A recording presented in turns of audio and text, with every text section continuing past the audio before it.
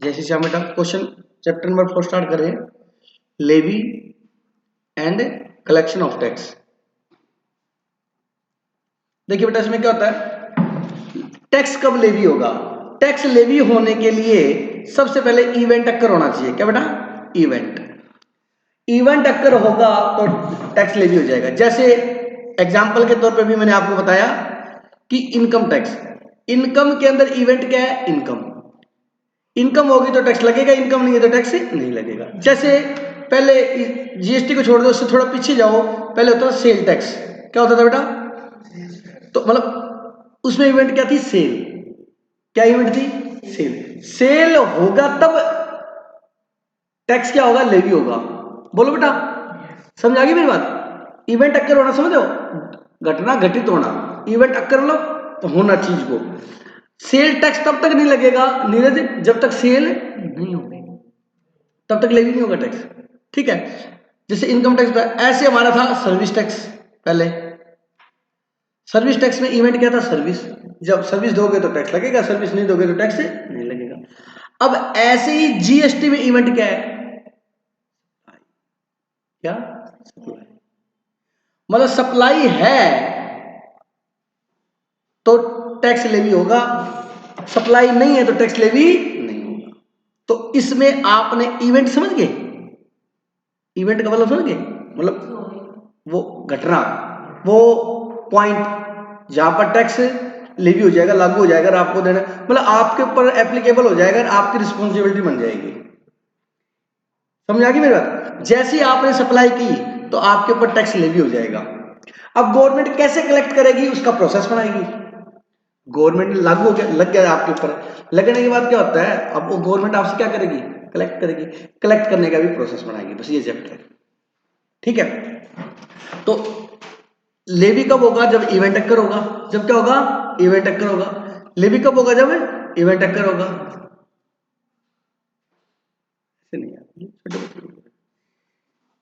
ठीक है? तो लेवी और कलेक्शन। अब इसमें बहुत बड़ा थ्योरी बता रखी है, इतना अपने को नहीं पढ़ना है, सुनना ध्यान से। आपको क्या करना है, एक बार ये क्वेश्चन आ चुका है पेपर में,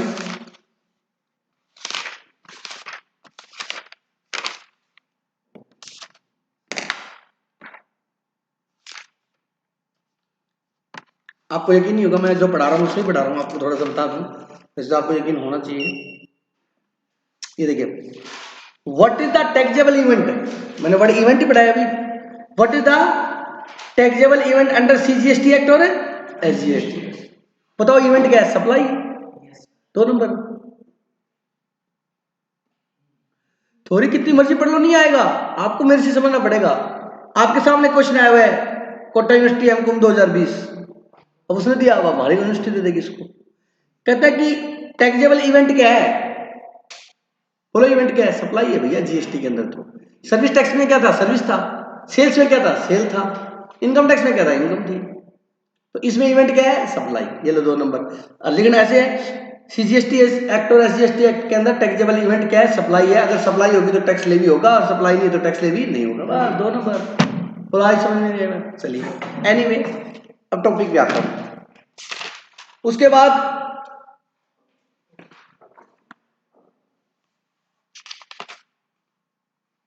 दो नंबर में आया बेटा,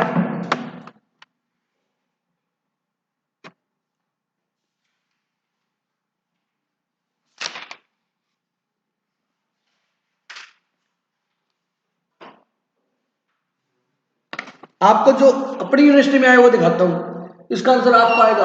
कॉन्फिडेंस बिल्ड करना प्लीज बेटा। रिक्वेस्ट ये है कि जीएसटी की क्लास में रेगुलर आना बहुत मैंडेटरी है, रिक्वेस्ट है। MGSU Maharaja Ganga Singh university BCom 2018। Question देखना जरा, क्वेश्चन देखना, शॉर्ट आंसर टाइप क्वेश्चन में, are all goods and service taxable under GST? कहता है जीएसटी के अंदर सभी गुड्स और सभी सर्विस टैक्सेबल होती है? बताओ बेटा। 2 नंबर। क्या लिखेंगे? नो। जीएसटी एक्ट के अंदर सभी गुड्स और सभी सर्विसेज टैक्सेबल नहीं होती है। जो गुड्स या सर्विस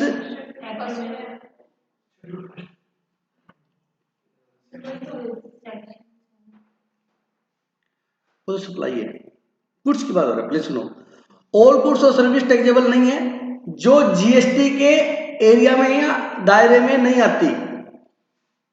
जो जीएसटी एक्ट के अंदर जो गुड्स और जो सर्विस, ये पढ़ाऊंगा भाई, जो आप कह रहे सेक्शन 7 ये वो सप्लाई है बेटा, वो किसको सप्लाई मानते हैं किसको सप्लाई नहीं मानते, वो ये थोड़ा पता है किसको गुड्स मानते हैं किसको नहीं। तो जो जीएसटी एक्ट के अंदर कवर है वो तो टैक्सेबल है, और जो जीएसटी एक्ट के अंदर कवर नहीं है वो टैक्सेबल नहीं है। तो आप लिखेंगे जीएसटी एक्ट के अंदर सभी सर्विसेज और सभी गुड्स कवर नहीं है। समझाया? और शेड्यूल सेकंड में ये बताया था कि इन सर्विसेज और गुड्स पर जीएसटी नहीं लगेगा। पहले शेड्यूल थर्ड किया था आपने, बेटा रिवाइज किया करो डेली, मजा नहीं आएगा नहीं तो। पहले शेड्यूल बताओ क्या किया था। चलो कोई बात नहीं, बाद में बात करते हैं। ये चैप्टर करवा रहा हूं, देखो ये क्वेश्चन आया हुआ है।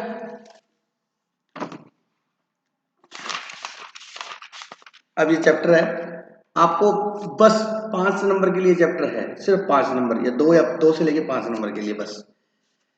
Levy of CGST, levy of CGST कुछ नहीं पढ़ना, मैं जो बता रहा हूं सीजीएसटी, एसजीएसटी, आईजीएसटी या जीएसटी, बात है कब लेवी होगा, जब सप्लाई होगी, ठीक है।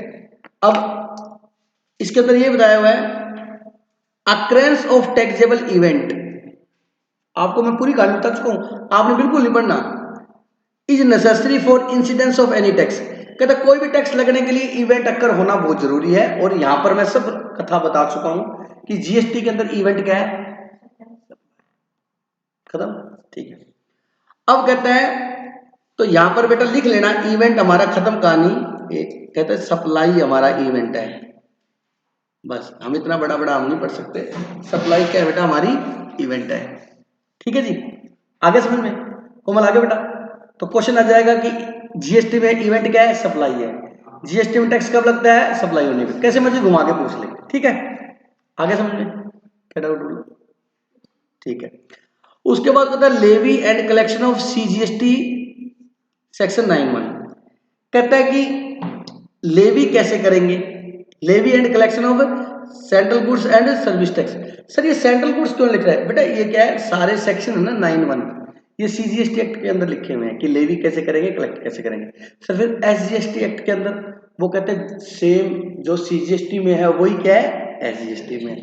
फिर आईजीएसटी में क्या लिखा हुआ है, सेम जो सीजीएसटी में वही आईजीएसटी। समझ गए, एक दूसरे का रेफरेंस दे दिया, मतलब मेन सेक्शन कौन से एक्ट में लिख दिए, सीजीएसटी। सर हम भूल जाएंगे कौन से एक्ट में, आपने लिखना ही नहीं, आपने ये लिखना जीएसटी एक्ट, जीएसटी के अकॉर्डिंग। समझा कि मेरा सेक्शन आपको याद करने की जरूरत नहीं।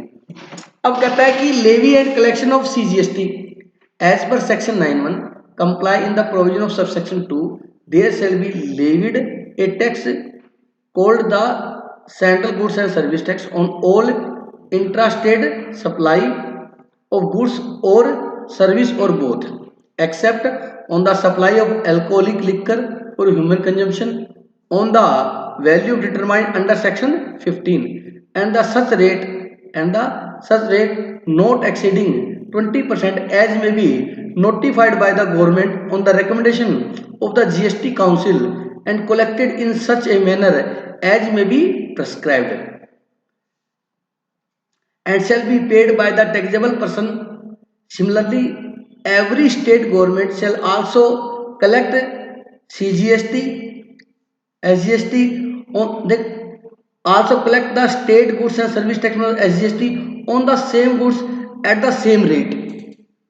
कहता जैसा जीएसटी में बताया वैसे ही स्टेट भी कलेक्ट करेगा और उसी रेट से कलेक्ट करेगा, ना ज्यादा ना कम। मतलब रेट क्या होती है, सेम होती है। सुनना, the maximum rate of SGST also may be 20%. Both rate taken together may be maximum 40%.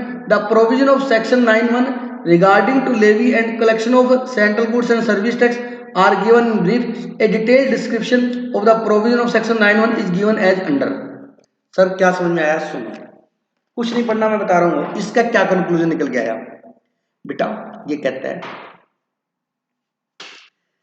Section एक 9(1) है, वो कहता है कैसे लेवी करना है और कैसे कलेक्ट करना है, ठीक है। तो इसने ये बताया कि सुनो, कहता है सेक्शन 9(1) में टैक्स लेवी करने के लिए हमारा ऊपर पढ़ चुके हैं, हमारा इवेंट क्या है बेटा, सप्लाई। ठीक है, तो कहता है जितनी भी आपको सीजीएसटी क्या लगेगा, कहता है जितनी भी आपकी इंट्रा स्टेट सप्लाई हुई, क्या हुई बेटा, ये सबको पता है। इंट्रा स्टेट सप्लाई पे क्या लगता है, सीजीएसटी और एसजीएसटी। बोलो बात समझे सर, इंटर स्टेट नहीं लिखा, आईजीएसटी लगेगा ना। फिर कहता है जितनी भी इंट्रा स्टेट सप्लाई हुई उन सभी पर क्या लगेगा, जीएसटी लगेगा। ठीक है, मतलब कहने के बाद सप्लाई पे जीएसटी लगेगा, ऐसे समझ लो। और कहता है कि लेवी होने के बाद कलेक्ट हम उस मैनर से करेंगे, उस तरीके से करेंगे जैसा कि गवर्नमेंट ने नोटिफाई किया हो। जैसा गवर्नमेंट ने, जैसे गवर्नमेंट कहेगी। अब गवर्नमेंट ने नोटिफाई किया हुआ है कि आपको एक महीने का टैक्स अगले महीने की 20 तारीख तक देना है, मैं बता देता हूं आपको। ठीक है, आप जब जीएसटीआर 3 भी भरते हो, रिटर्न भरते हो, मतलब फर्स्ट मंथ का कब देना होता है, सेकंड मंथ का ऐसे होता है। ठीक है, गवर्नमेंट कभी भी ये प्रोसेस क्या कर सकती है, चेंज कर सकती है। भाई एक महीने के अगले महीने की फर्स्ट वीक में देना है, जो भी XYZ है। ठीक है, तो कहता है कि आप सीजीएसटी का बता रहे हैं, तो लेवी हो जाएगी और उसके बाद क्या होगा, कलेक्ट हो जाएगा। अब इसमें इस पैराग्राफ में एक क्वेश्चन ये बनता है कि जीएसटी लगेगा लेकिन except alcoholic liquor for human consumption. जो अल्कोहलिक लिकर है किसके लिए, ह्यूमन कंजम्पशन के लिए, मतलब वाइन, समझ गए, फॉर ह्यूमन कंजम्पशन। अगर वो ड्रग में यूज होती है, मेडिसिन में, तो नहीं, तो जीएसटी लगेगा। समझ आ गई क्या, शराब मतलब जो ह्यूमन बीइंग पीते हैं, ही और सी भी। ठीक है, उन, हाँ गलत क्या बोल रहा हूँ, गलत तो सही है बिल्कुल, जब ज्यादा पीते हैं बल्कि, ही और सी।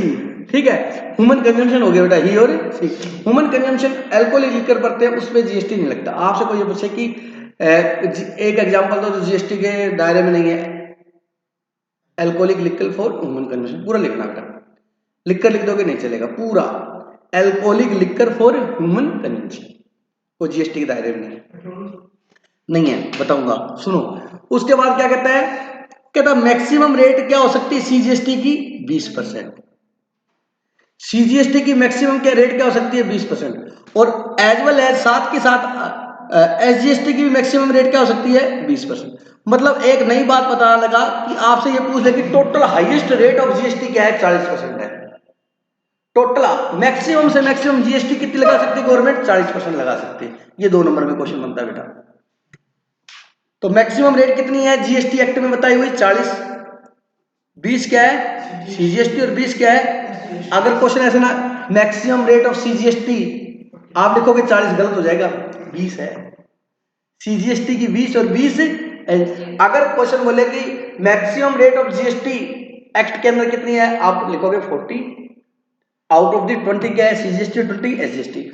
क्वेश्चन ये बोले सीजीएसटी की मैक्सिमम रेट बताओ, 20 लिखना, 40 लिखना।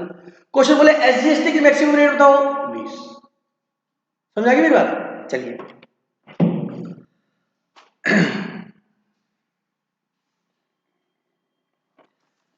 अब ये पैराग्राफ आप खुद पढ़ लो, आपको समझ में आ जाएगा, प्लीज पढ़ो, प्लीज। मैं जब कहूं पढ़ो तो पढ़ो, प्लीज पढ़ो। आपको कुछ नहीं मेरा याद करना, मैंने जो समझाया उसको दिमाग में डालना। अगर आपको लगता है कि हम भूल जाएंगे तो आप नोटबुक रख लो, जितना मैं पढ़ाऊं उसको जाके घर पे अपनी वर्डिंग में लिख लिया करो, नोट्स तैयार हो जाएंगे। हर चैप्टर 2 पेज में खत्म हो जाएगा, रियलिटी बता रहा हूं। सर आप लिखवा दिया करो बोल के बेटा, फिर बहुत टाइम लग जाएगा, बहुत टाइम लग जाएगा। चलिए, आप घर जाके पढ़ोगे, आपको पढ़ते ही याद आएगा, दिनेश सर ने समझाया था, आप लिख लो उसको, बहुत बेस्ट होएगा, बहुत बेनिफिट मिलेगा।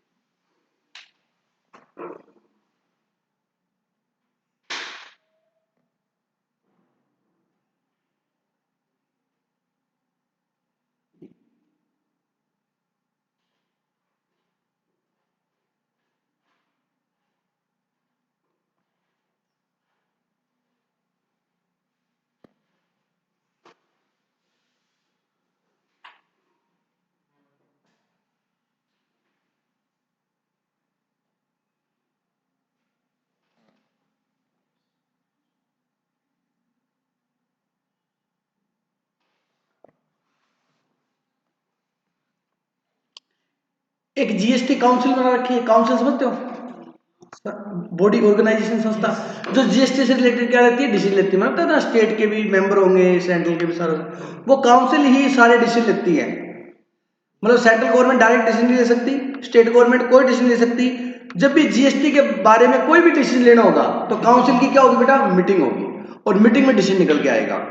तो जिस दिन भी जीएसटी काउंसिल की मीटिंग होती है ना, उस दिन सारे प्रोफेशनल एससीए सीएस एडवोकेट जो भी प्रैक्टिस करते हैं वो उस काउंसिल पे ध्यान रखते हैं कि आज क्या निकल के आएगा, देखो क्या होता है। ठीक है, पढ़ो इसको।